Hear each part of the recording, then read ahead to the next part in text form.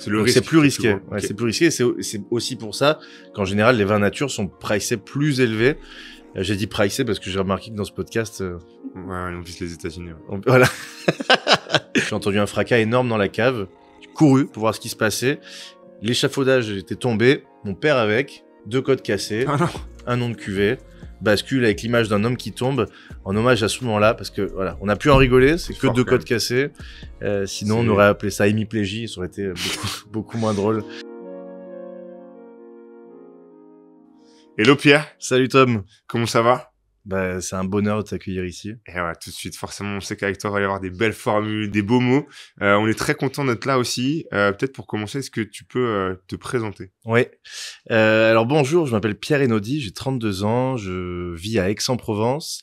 Je suis vigneron sur le domaine Bargemone, qui est un domaine viticole à 10 minutes d'Aix-en-Provence. Ça fait 2 ans et demi que j'ai rejoint Bargemone, qui est une aventure familiale. Et au préalable, avant, j'ai eu une carrière de comédien de théâtre à Paris, en tournée en France, au Festival de l'Avignon, pendant plusieurs années, avant de quitter Paris, revenir dans mon sud natal et pour m'enraciner pour de bon sur ce projet viticole passionnant. Ok, très belle preview de toutes les choses qu'on va pouvoir... Là, tu peux il y te a plein de servir. choses, exactement. Bah, on va faire un truc très classique, on va commencer par le début. Donc, tu commences finalement en tant qu'acteur. Ouais. Comment ça te vient, ce truc-là?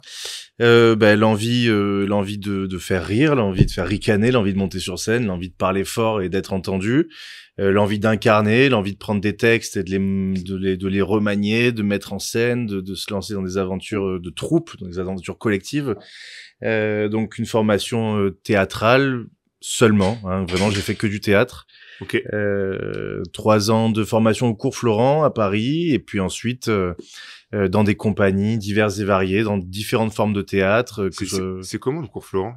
Le Cours Florent, c'est comme une école de commerce du théâtre. C'est très cher et c'est à toi vraiment de faire ton trou parce que il y a beaucoup de monde, il y a beaucoup d'élèves, beaucoup de classes, beaucoup de profs différents et il faut savoir bien s'entourer, il faut vraiment réussir à construire sa propre formation. Ok, ouais, parce que c'est quand même connu comme étant, enfin, tu vois, quand t'es pas du théâtre, ça Ouais. parle à tout le monde, donc c'est pas forcément élitiste, c'est plutôt un truc dans lequel toi tu vas devoir faire ton trou.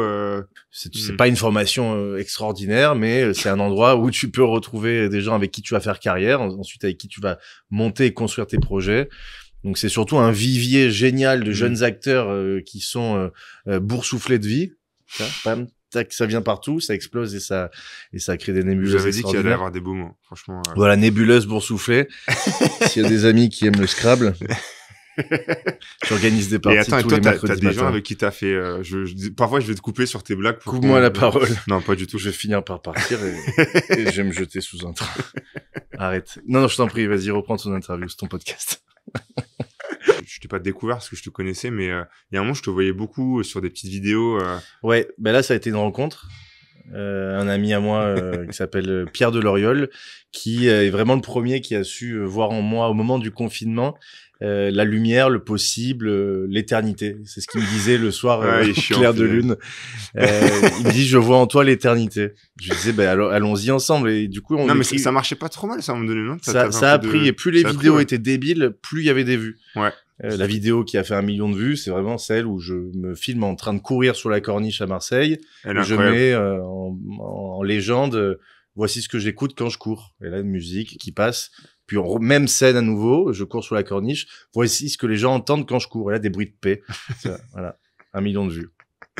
Mais c'est ça qu'il faut peut-être qu'on ajoute, nous. Non, peut-être pas. Ouais, des bruits. Ça, Farting is really like very nice. ça, 1 million de vues. 1 million de vues. C'est bien pour Ça une carrière. n'apporte rien du tout. Vraiment, ni argent, ni fame, ni reconnaissance. Non, juste franchement, 1 la million joie de d'avoir beaucoup de notifications. Mais à part ça, franchement, 1 million de vues, ça t'apporte rien, même au niveau... t'as de la visibilité quand même. Non, ça se même convertit auprès de pas, tes ça. amis, déjà qui te méprisent encore plus parce que putain, tu fais des Ouais. vues avec de... Avec l'épée, mais ça Voilà. m'étonne pas. Mais d'accord, Non, mais- donc finalement, pas de... Ou bad buzz alors après. Non, pas de bad buzz, parce que c'est quand même ça. Non, jamais de buzz sur les vidéos que j'ai pu faire en ligne. C'est au moment du confinement, je jouais au théâtre, dans La Mégère apprivoisée, une comédie de Shakespeare, et puis 15 mars, confinement. Donc ça suffit le théâtre.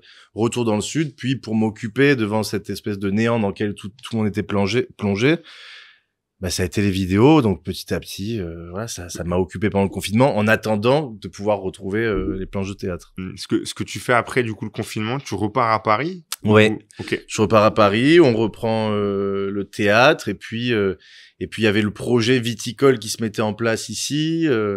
Donc je retourne à Paris, mais j'ai passé du temps dans le sud pendant le confinement. J'ai un peu remis en question cette activité de comédien qui est superbe, mais la réalité c'est que tous les soirs tu déclames le même texte, donc t'as un peu un sentiment possiblement de reproduire un peu une formule, une recette. T'avais un truc de lassitude du coup qui commençait ouais. à... Ok. Ouais, l'espèce de... J'ai beaucoup aimé les parties de création de pièces, de mise en scène. Mais une fois que la pièce est lancée, qu'elle tourne, ensuite elle va partir en tournée, mais tu vends un produit fini, et toi tu es un élément de ce produit fini, dans lequel tu vas plus vraiment pouvoir réinventer, recréer, reproposer quelque chose de nouveau. Donc t'es sur des rails, et je pense que oui, ces rails-là, à un moment, ils ont appelé une solitude. Une lassitude, pardon. Une lassitude, ouais. Le théâtre, c'est quelque chose dont tu vivais confortablement. Tu peux pas, à un niveau moyen, vivre confortablement du théâtre. Tu peux en vivre en étant intermittent du spectacle. Donc pour ça, il faut faire un certain nombre de contrats pendant une année, et ensuite tu as un salaire l'année d'après qui est conditionné selon la valeur de chaque contrat. Okay. Donc t'es plutôt au-dessus un peu du SMIC. Pour un jeune comédien, en tout cas, c'est ça le niveau de vie. Donc c'est pas confortable, mais déjà pouvoir en vivre, c'était extraordinaire. Ouais, ce que j'allais dire, c'est que finalement, c'est des métiers passion. Donc en fait, Oui, et puis tu joues beaucoup gratuitement au début, dans des petits projets, on te paye en visibilité, on te promet de la visibilité sur ce truc-là, donc tu prends du temps, de l'énergie pour au final pas être payé. Et puis petit à petit, en grandissant, en vieillissant, tu accèdes à des projets qui sont de plus en plus sérieux, encadrés, contractualisés, dans lesquels il y a un peu d'oseille à se faire. Toi, t'as fait combien de temps en tout au théâtre en tant que comédien? 7 ans. 7 ans. Ouais. Ok. C'est quoi ton plus gros kiff de comédien? Enfin, avant de monter sur scène, t'as cette espèce de truc où t'as le public, la grosse masse, l'espèce de truc insaisissable, impersonnel, qui est très très impressionnant, qui s'installe pour te dévorer. Et toi, tu entends ça, tu entends tac, ça se met en place, et puis petit à petit, le rideau se lève, tu y vas, t'es à poil, et puis là, c'est une image. Hein. Je t'ai habillé. Mais c'est ce sentiment d'adrénaline là, il doit être incroyable. C'est magique. Tu chopes des extases dans ce métier, des rires, des moments, des écoutes que tu ne peux pas choper dans d'autres métiers. Bien sûr. C'est ce qui fait la magie, et c'est ce pourquoi on continue à faire du théâtre, et la raison pour laquelle les gens continuent à aller au théâtre aussi, c'est pour avoir ces moments de grâce, parce que c'est un spectacle vivant, avec des personnes qui, devant toi, font une performance scénique. Et puis, c'est pas toujours la même chose. Enfin, ça, contrairement à ce que je disais tout à l'heure, il peut y avoir des accidents. Un trou de texte. Ouais, tu rejoues un peu pas ta vie, mais finalement, tout peut s'arrêter ou tu peux faire une erreur à chaque fois. Donc, oui. Toujours, tu peux pas couper, la refaire. Là, pendant 1h30, c'est action, couper, c'est à la fin. Et puis, si t'as loupé un mot, si t'as loupé un passage, un déplacement, un mouvement, tu peux pas la refaire. Donc, il faut avancer, continuer. Et c'est ça qui est extraordinaire aussi sur scène. Quand tu as confronté à un trou de texte, moi, ça m'est jamais arrivé, mais j'ai été avec un partenaire qui vraiment, silence radio, d'un coup, il me regarde comme s'il m'avait jamais vu, alors qu'il y a 300 personnes sur scène. Comment faire, comment composer? Là, dans ce cas-là, le vrai sentiment de solitude. Ouais. Mais c'est un peu des trucs t'es obligé d'improviser comme tu peux l'avoir dans l'entrepreneuriat. Alors c'est pas la même chose parce que t'as pas des gens, mais finalement t'as prévu un truc, ça marche pas trop. Donc je vois bien l'adrénaline, tu vois, dans laquelle tu peux être, de devoir un petit peu faire avec, tu vois, au fur et à mesure, quoi. Ouais, c'était très agile. Ouais, c'est ça. Ouais. Qu'est-ce qui te fait switcher du coup il y a quoi, il y a 2 ans, 3 ans? Oui, ça fait 2 ans et demi. J'ai passé de plus en plus de temps sur le domaine. je sens que voilà, moi j'ai mon grand-père qui est viticulteur, mon arrière-grand-père qui était vigneron, mon oncle, mes cousines qui sont dans le vin aussi, donc il y a quelque chose dans l'air, il y a une espèce de musique qui joue dans laquelle je me dis peut-être que c'est là aussi que ça peut se passer pour toi. Le théâtre c'est extraordinaire, mais il y a une espèce de plafond de verre un peu inatteignable si tu veux percer dans le ciné, dans le théâtre. Et puis 7 ans, c'est un gros cycle aussi. Tu vois, finalement, on est dans... Enfin, je me dis, dans la vie normale, on est tous à faire des jobs 2, 3, 4, 5 ans. Finalement, un cycle de 7 ans, c'est déjà un c'est pas mal, dans lequel on vit. C'est clair, pour y avoir... pour vraiment connaître ce que c'est super. Et puis... le retour dans le sud, il y avait le fait de se retrouver, travailler la vigne, faire du vin, il y a quelque chose d'intemporel, de culturel, de rituel, de très français, qui était super attirant. Puis faire ça chez soi, retourner chez soi pour faire du vin, c'est-à-dire un peu continuer à écrire l'histoire de générations qui m'ont précédé et être un témoin, un trait d'union, être un passager dans l'ombre. Et du coup, aujourd'hui, tu fonces à fond dans le vin. Ouais, dans le véhicule de la grappe de raisin, à fond la caisse. Tu peux nous parler un peu du coup du domaine? Ouais, alors Bargemone, c'est un domaine qui existe depuis quasiment 1000 ans et c'est beaucoup 1000 ans pour un domaine de vin. C'est pas beaucoup pour une personne, mais pour un domaine de vin, c'est... Non, mais ça me paraît énorme, en fait. C'est énorme. Il y en a beaucoup des domaines de vin qui sont aussi... Oui. En Europe, en tout cas, oui. En France, Italie, c'est là depuis 1500 ans. Okay. Les Grecs faisaient du vin il y a 2600 ans. Il y a des traces de vin en Géorgie il y a 6000 ans. Le vin, ça a toujours fait partie de l'histoire, et puis Marseille étant le port d'attache du reste de la Méditerranée, les Grecs arrivant avec les amphores, ils arrivent ici, Grecs, Romains, ça plante des vignes, ça fait du vin, voilà, donc en Méditerranée, en Provence, dans très organisé, du vin avant que ça soit autre chose. Okay. Ouais, ce mouvement énorme d'ailleurs. Ouais. Ok, donc histoire très forte. Histoire très longue, ouais. Et moi j'ai grandi sur le domaine voisin, où il y a des vignes qui sont vinifiés en cave coopérative, c'est-à-dire que tu t'occupes que de la viticulture, et les raisins, ils sont vendangés et tu t'occupes pas du reste. C'est un Bargemone, c'est le domaine voisin, donc qu'on a acheté en 2019, donc on a eu à enlever la clôture, et puis on était chez nous, et s'en est suivi une série de travaux pour repartir d'une page blanche avec un nouvel outil de vinification, une nouvelle cave, un nouveau lieu pour accueillir le public, pour faire des événements. C'est quoi comme volume, Bargemone? Le domaine Bargemone? C'est 450 000 bouteilles. Ok. C'est pas mal. Moi, ça me paraît beaucoup. Ouais. Je sais jamais, tu vois, quand t'es sur Oui, c'est beaucoup. C'est pas mal. Pour la Provence, pour un domaine privé où on n'achète pas de raisins extérieurs, parce qu'il y a aussi ça, les grosses marques, elles achètent des raisins ou du vin de l'extérieur pour pouvoir répondre à la demande. Nous, tout vient d'ici. Ça veut dire 450 000 bouteilles, c'est combien d'hectares? C'est 67 hectares. Ok. Ouais. Donc on a un grand domaine où il y a des vignes au milieu. Quoi, c'est une parcelle de Grenache, et puis une colline, un bois, une parcelle de Cabernet Sauvignon, et puis une rivière, un étang. Donc énormément de biodiversité, aussi beaucoup de nature, et c'est ça la force de la Provence.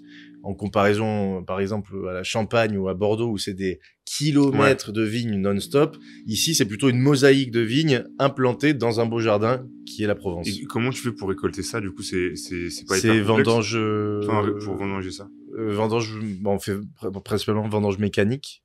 Donc avec une grosse machine qui va récolter les raisins de nuit pour garder la fraîcheur des raisins. Et non, on s'en sort. Le territoire rend pas les choses plus complexes ou plus coûteuses que dans d'autres régions. Le fait que ça soit un peu mosaïque, comme tu disais. Non, parce que non, justement, c'est plutôt arrangeant, parce que si c'est plus compliqué à vendanger parce que c'est une mosaïque, après les nuances que ça apporte en termes de terroir et de sol, là c'est une force. Donc tu t'y retrouves plus à la fin. Trop bien. Moi, j'ai fait 2-3 fois les routes des vins, et à chaque fois, tu sais, ça rentre pas le cépage, les trucs, mais c'est à chaque fois un plaisir de réécouter l'histoire. Ça rentre pas. Mais attends, mais bien, on fait que ça rentre différemment. Non, mais ce que je veux dire, c'est que ce dont tu parles là, la diversité, tout ce qui fait un vin, c'est exceptionnel aussi. En fait, là où je veux t'emmener, c'est que t'as un truc aussi un peu théâtral dans le vin, dans la façon de raconter une histoire, tu vois. t'es dans ce truc-là un peu, dans ce que tu fais au quotidien, tu vois, tu reprends plaisir à raconter des histoires différentes à travers le vin. Oui, il y a beaucoup de passerelles entre le théâtre et le vin, que ce soit sur la création, sur la représentation, faire une visite, faire une dégustation, puis soi-même devenir acteur de son domaine quand tu es à l'extérieur du domaine. Quand tu vas à l'étranger, tu dois amener avec toi toute la Provence, tout Bargemone, et donner goût aux gens de se dire ça c'est quand même pas mal. Donc pour ça il faut créer des images, faire naître un peu des rêves, des promesses, la Sainte-Victoire, la pétanque, les lavandes, et tu puis écris au un peu milieu, tes textes, tu te répètes un peu tes petit textes. à petit, au fur et à mesure, oui, le texte il finit un peu par rentrer. Et ce qui est extraordinaire avec le vin, c'est que c'est un des seuls métiers ou un des seuls secteurs dans lesquels tu t'occupes de tout, depuis la plantation du plant de vigne jusqu'à l'étiquette que tu mets sur la bouteille, jusqu'à la commercialisation, jusqu'au marketing. Donc tu es 100% en décision et en maîtrise de tous les choix. Et cette succession de choix, c'est se mettre au service de quelque chose de plus grand que soi. L'histoire, la vigne, la nature. Un peu comme au théâtre, on se met au service d'un auteur, d'un texte, d'un metteur en scène, parce que c'est plus grand que soi et qu'on est juste un passager à nouveau. On est juste des passagers, là, on ouvre des bouteilles. C'est hyper bien écrit. Non, je rigole, ça fait... Non, mais... À la tienne, Tom. À la tienne. Qu'est-ce qu'on goûte de bon, alors, du coup, là? Alors là, on goûte Bascule. Bascule, c'est... en tant que néo-vigneron, l'année dernière, j'avais envie de faire un vin nature, avec un seul cépage, justement pour que ça rentre plus facilement. Quand tu viens me voir, tu dis il y avait un seul cépage, c'est de la Syrah. Okay. Le but c'est de faire un vin rouge croquant, fruité, assez léger, que tu peux mettre un peu au frigo 10-15 minutes avant de le servir, tu vois, le vin rouge de l'apéro. Espérance de vie de la bouteille quand on est 5 minutes. Souvent les vins rouges frais comme ça là. Ça c'est voilà, donc au nez, tu as cerise un petit peu croquante, petite fraise des bois, les côtés fruits rouges, on se balade pieds nus dans la forêt. Cerise, je l'ai tout de suite. Ouais, tu l'as la cerise. Voilà. Et puis en bouche, qu'est-ce qu'on a après du vin rouge. Ouais, d'accord. On crache pas parce qu'on a rien à n'est pas foutre. équipé pour, ouais. Et en bouche, toujours ce côté un peu soyeux, un peu frais. La Syrah, c'est un cépage auquel on est habitué en Provence à avoir des degrés très élevés, à avoir des trucs très extraits, très durs, très corpulents. Là, justement, on va aller chercher la fraîcheur et le côté un peu joyeux de ce cépage. Voilà, donc ça, c'est ma première création de l'année dernière, Bascule. Bascule parce que le jour des vendanges, j'avais organisé une journée de vendange manuelle en famille, mes neveux, mes nièces qui courent dans les champs de vignes avec des seaux remplis de raisins, enfin c'est jardin d'Éden. Et pour accéder au haut de la cuve, on se passait les seaux les uns après les autres sur un échafaudage, et puis à un moment donné, j'ai entendu un fracas énorme dans la cave, j'ai couru pour voir ce qui se passait, l'échafaudage était tombé, mon père avec, 2 côtes cassées, un nom de cuvée, Bascule avec l'image d'un homme qui tombe, en hommage à ce moment-là, parce que voilà, on a pu en rigoler, c'est que 2 côtes cassées.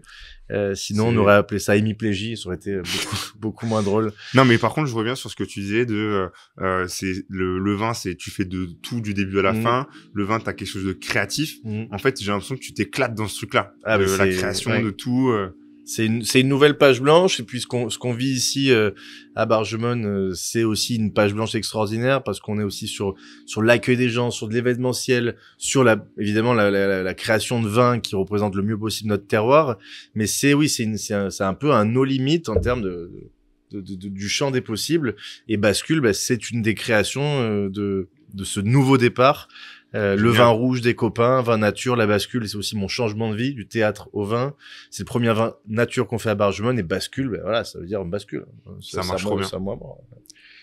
Vous en produisez combien? Bascule, j'en fais 4500. Ok. Donc c'est petite production. C'est à destination des cavistes nature, bar à vin nature, resto, donc assez axé nature. Mais j'ai passé 2 semaines aux États-Unis où j'envoie aussi Bascule, et j'ai fait déguster ça dans toutes sortes d'endroits très vin naturel, et d'autres beaucoup plus random, et à chaque fois un très bon accueil sur le côté vin rouge léger, vin rouge fruité, le côté facile à boire est vraiment très bien accueilli. Donc 5000 cette année, puis je compte en faire un peu plus l'année prochaine. T'as pour ambition de développer un peu le vin naturel? Via cette cuvée-là, oui, particulière. Après, tous nos vins sont bio, toute l'agriculture est bio. Là, les bâtiments sur lesquels nous enregistrons sont auto-alimentés, sont bio aussi, certifiés bio. On peut croquer dans n'importe quel mur, on aura une très belle vie. On a 880 mètres carrés de panneaux solaires qui nous permettent d'être autosuffisants en électricité sur ce bâtiment. Donc là, j'ai vu que vous êtes venus chacun avec votre Tesla. Vous pouvez vous brancher à l'œil s'il fait beau. Donc oui, je développe les vins nature via ces cuvées bascules. Et puis peut-être de plus en plus, mais c'est très périlleux de faire du vin nature parce que il n'y a pas de béquilles chimiques comme les sulfites, par exemple, qui sont espèces d'antibactériens qui permettent de conserver, stabiliser le vin. Là, t'en as pas. Donc, c'est hygiène à fond, attention à fond. Ça demande une minutie, une précision de ouf. Donc, c'est pas évident, mais petit à petit, on apprend à intégrer cette façon de faire. D'un point de vue business, où tu étais aussi chef d'entreprise, du coup, c'est beaucoup plus compliqué de faire du vin nature. C'est plus cher de faire du vin nature? C'est pas plus cher. C'est pas plus cher parce que tu n'as que des raisins qui vont faire le travail eux-mêmes de se transformer en vin. Donc, tu n'as pas d'ajout de produits œnologiques extérieurs. Donc là, tu t'y retrouves. Mais tu risques plus gros parce que si toute ta cuvée d'un coup chope un mauvais goût, c'est toute ta cuvée qui peut partir dans le caniveau. C'est plus risqué. Ouais, c'est plus risqué. C'est aussi pour ça qu'en général, les vins nature sont pricés plus élevés. J'ai dit pricé parce que j'ai remarqué que dans ce podcast... on vise les États-Unis. Ouais. Voilà. C'est aussi la raison pour laquelle ces vins naturels sont souvent plus chers parce que derrière, il y a des plus gros risques et des vignerons qui ont des enjeux très importants dans la création de ces vins-là. Et du coup, plus t'es gros, moins tu veux prendre de risques. Est-ce que tu vois quand même, là, ta vision un peu du vin, vous qui êtes aussi une grande maison, notamment en volume, tu vois le vin de nature se développer un peu? Tu vois, c'est une tendance de fond ou c'est plus, tu vois ça comment? C'est une tendance que je trouve géniale parce que on a une espèce de catalogue de vins qui s'ouvre avec des goûts qu'on découvre, des goûts qu'on connaissait pas. Est-ce que c'est une tendance de fond? Je la trouve très urbaine cette tendance. Dans les villes vraiment, tous les bars à vin, les cavistes qui ouvrent doivent avoir au moins un gros rayon nature, sinon d'être entièrement nature. Paris, Marseille, Lyon, après t'as aussi les petits vignerons pour avoir fait un peu le route des vins, t'as aussi des toutes petites productions qui eux sont full nature, donc qui finalement vont peut-être pas aller jusqu'à Paris. Enfin, c'est à la fois une mode comme t'as dit, urbaine, etc. Mais t'as aussi un truc des petites productions qui le font beaucoup. Est-ce que c'est un truc qui va de plus en plus grandir chez les grandes productions, malgré que ça soit peut-être pas d'être sur du 100% nature, mais en tout cas parce que faire du vin nature, c'est être vigilant à la nature, à ce qui nous entoure, à ce qu'on utilise comme produit en œnologie, c'est-à-dire dans le process de vinification, quand le jus de raisin devient du vin. Je pense que c'est surtout un appel à la vigilance et un appel à la sobriété, à la modération, et d'être peut-être moins tous azimuts sur les pesticides et sur les intrants œnologiques, et de revenir à quelque chose de plus nature. Donc c'est pas une tendance qui va s'essouffler, je pense. Mais bon, les énormes faiseurs ne sont pas nature et même pas bio, donc il y a encore du chemin. Comment on devient un vigneron? Ça se passe par mille et une façons, par la formation. Donc en ce qui me concerne, moi j'ai fait un BTS viticulture œnologie.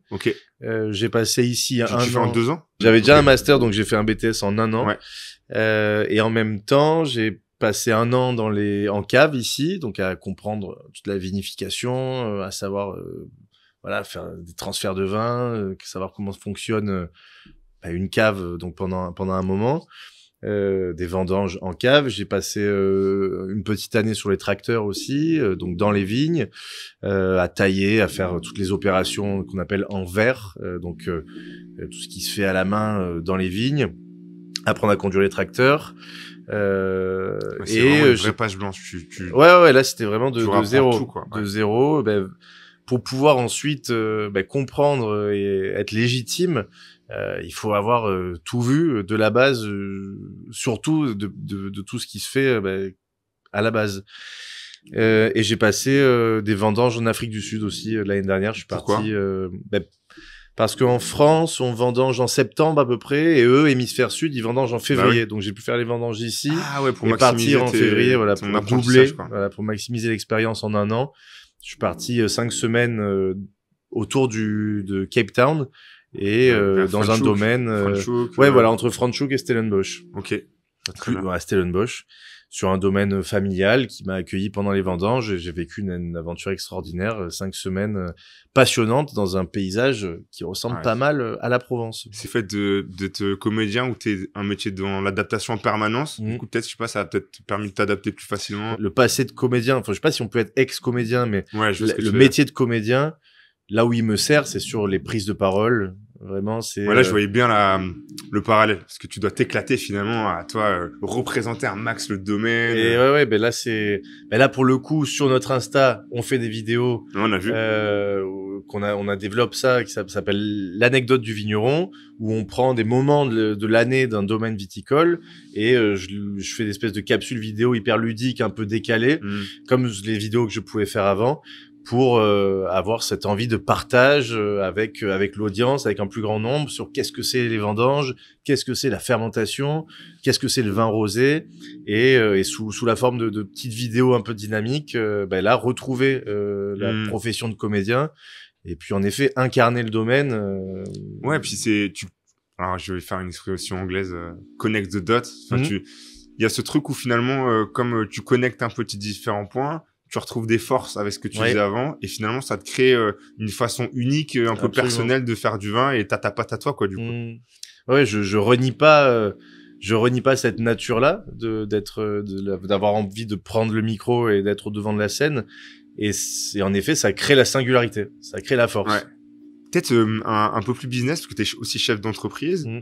Quand vous reprenez le domaine en 2019, il y a un projet qui est de l'emmener d'un point A à un point B, ou de le continuer à pérenniser le projet. Vous reprenez ça dans quel état d'esprit? Les deux, parce que c'est un domaine qui existe depuis très longtemps, donc il y a déjà une distribution, c'est-à-dire des endroits qui prennent ton vin, qui existent. Donc certainement hors de question de faire table rase à ce niveau-là et de dire c'est bon, c'est fini, maintenant c'est nous qui écrivons la recette. Donc surtout prendre soin de continuer ces relations avec les clients. En France, on est très présent aux États-Unis aussi, donc soigner cette distribution existante, la pérenniser, la renforcer, tous azimuts au niveau commercial. Les Français buvant de moins en moins de vin, moins 70% en 40 ans. Moins 70%. C'est énorme. Après, on partait de... oui, on picole à la cantine. Oui, c'est ça, j'allais dire. Les enfants qui picolaient même, enfin, qui avaient du vin. Okay, ouais. Mais il y a des pays dans lesquels on se met à boire du vin. Nous, on est principalement producteurs de rosé. Donc, des pays qui se mettent à découvrir le rosé, comme le Mexique, le Brésil, en Asie aussi. C'est quoi la part de l'international aujourd'hui? Pour nous, c'est 60%. Ah ouais, c'est énorme. Ouais. Ok. Entre les États-Unis, où on est présent depuis 35 ans, dans 42 États, où il y a une vraie notoriété Bargemone sur le rosé. Donc c'était déjà le cas 2019. Ouais. Et là, on reprend ça, mais pareil pour les États-Unis, ça a été l'Eldorado du rosé. Et puis là, il y a une espèce de saturation du marché. Les gens s'intéressent à autre chose et boivent de moins en moins de rosé. Donc moi, je suis parti en Inde, en Belgique, en Autriche, en Suède cette année pour un peu prendre la température, présenter les vins et puis essayer de trouver des marchés. Donc c'est aussi ça la partie business. T'as des marchés que tu sens un peu de plus en plus réceptifs? Nous, on est bien présent en Scandinavie, donc en Suède, dans lequel nous envoyons des canettes de rosé. Ah bon? La Suède, c'est un marché de monopole au niveau de l'alcool, c'est-à-dire que c'est des magasins d'État, t'as 450 magasins qui sont les seuls endroits où tu peux acheter de l'alcool en Suède, qui font des appels d'offres régulièrement pour rentrer des nouvelles références. Ils avaient fait un appel d'offres canette de rosé bio 25 centilitres de Provence que nous avons remporté, et les Suédois adorent les canettes. Nous, le vin en canette, c'est un peu... ça marchera jamais une canette. Tu te fais tirer dessus. Et je peux comprendre, mais les Suédois, les Scandinaves sont beaucoup plus sur le côté écolo, recyclable, pratique, que sur le rituel du bouchon liège et de la bouteille en verre. C'est culturel, c'est de la culturelle. Si eux, ils l'ont pas, en fait, oui, ça voilà, leur parle pas. Exactement. Nous, on a une question qu'on aime bien dans le podcast. Tu sais, dans la startup, le business, on parle souvent de, encore un anglicisme, mais de fake it until you make it. Ouais. Tu vois, tu disais, nous, on s'interdit rien. Est-ce que tu as une petite anecdote où vous avez peut-être Fake it until you make it, tu vois, t'as tenté un truc ou t'as pris un petit peu de risque pris un risque pour tenter un nouveau truc, justement, un peu dans ce sens-là? Alors laisse-moi une demi-heure. Nous, on va reprendre un verre de vin et on te laisse. Alors, comment est-ce que j'ai pu... c'est... Moi, sur la commercialisation de ce vin, donc Bascule, ça a vraiment été sac à dos, scooter, Marseille, taper aux portes et faire croire que je suis là depuis 1000 ans dans le game. Ouais. Que je connais extrêmement bien, alors que je venais de faire ce vin, que il était bon un peu par hasard, que ça s'était bien passé, mais j'avais un peu de bol là-dessus, et c'était m'inventer un pédigré de vigneron naturel de ouf, pour un peu. Nous, on est là depuis. Enfin, du coup, il fallait que tu reprennes ce nouveau rôle d'un coup. Ouais, c'est ça. Nous, on fait que ça. C'est la seule chose à laquelle on pense. Je parle pas du reste du domaine, je parle juste de Bascule. On fait que 1500 bouteilles au fond du garage. Tu t'as vendu l'histoire un peu. Faut un peu le côté Silicon Valley, mais en même temps c'est prometteur. Mais vous savez, on souffre beaucoup. Le verre est soufflé à la bouche. Le liège, il a été taillé dans un olivier que mon grand-père lui-même avait planté. Voilà, tu balances mytho sur mytho, et puis petit à petit la personne t'écoute plus, mais elle a goûté le vin. Et c'est ça le final cut. Ça a trop bien marché. Voilà, tu vois, ça fait une demi-heure qu'il me regarde en souriant. et puis au final, il a fini le verre. Écoute, Tom, à la tienne. Mais je l'ai fini parce qu'il était super bon. Franchement, on s'est régalé. Ici, on a 2 questions phares. Ouais, je les connais. Tu les connais, tu les as préparées. Je sais, tu me le dis déjà depuis 2 semaines. Ouais. Est-ce que tu as un invité que tu nous recommanderais d'inviter à table? Ouais. Et est-ce que tu as du coup un endroit dans lequel tu nous recommanderais d'aller? Oui, alors je vais commencer par l'endroit. Je recommande très chaleureusement d'aller au restaurant Au Père. Ok. Cuisine d'amour. C'est à Aix-en-Provence. C'est tenu par Robinson et Martin Roy. Au Père, c'est le nom de leur grand-père qui cuisinait pour toute la famille quand ils étaient petits. Et ils ont ouvert en novembre à la Porte d'Aix. C'est un décor, t'as l'impression d'être chez tes grands-parents. C'est extrêmement chaleureux. Trop bien. C'est coloré, c'est bariolé, c'est magnifique, c'est super accueillant. Ils ont une carte de restauration qui est superbe, qui change très régulièrement. Une carte des vins extraordinaire. Petit plus, la cave à vin est dans le resto. Tu peux rentrer dans la cave à vin, faire ta sélection et choisir une bouteille de Bascule. Donc pour ça, longue vie à Au Père. Trop bien. Et pour la personne, je recommande chaleureusement que tu reçoives Pietro Balino, qui en plus est à la force du rassembleur, parce que récemment il a organisé un événement avec toutes les marques émergentes ou bien développées à Marseille. Il a créé un événement sur une île, un défilé de mode collectif, et il a en lui la force de celui qui sait dire « et toi ». Magnifique. Merci beaucoup Pierre. Merci Tom, et longue vie à ce podcast. Trop bien, merci beaucoup.